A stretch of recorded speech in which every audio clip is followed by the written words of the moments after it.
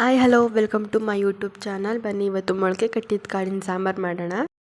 ಈ ಕಾಳನ್ನ first fry ಮಾಡ್ಕೋಬೇಕು. ಈಗ ಅದಕ್ಕೆ ಒಂದು ಪಾತ್ರೆಗೆ ಆಯಿಲು, ಆಮೇಲೆ ಈರುಳ್ಳಿ, ಟೊಮೊಟೊ ಹಣ್ಣು, ಮೊಳಕೆ ಕಟ್ಟಿದ ಕಾಳು, ಹಾಗೆ ಸ್ವಲ್ಪ ಉಪ್ಪು, ರುಚಿಗೆ ಎಷ್ಟು ಬೇಕೋ ಅಷ್ಟು ಉಪ್ಪು.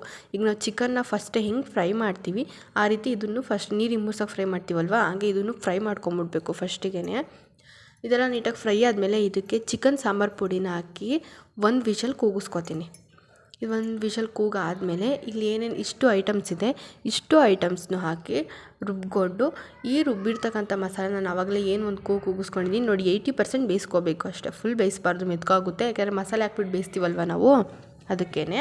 ಇವಾಗ ನೋಡಿ, ಈಗ ಮಸಾಲೆ ಹಾಕ್ತಾಯಿದ್ದೀನಿ, 80% ಬೆಂದಿದೆ. ಈಗ ನೆಕ್ಸ್ಟ್ ಮಸಾಲೆ ಹಾಕಿ ಇದನ್ನು ಸ್ವಲ್ಪ ಚೆನ್ನಾಗಿ ಕುದಿಸ್ಬೇಕು.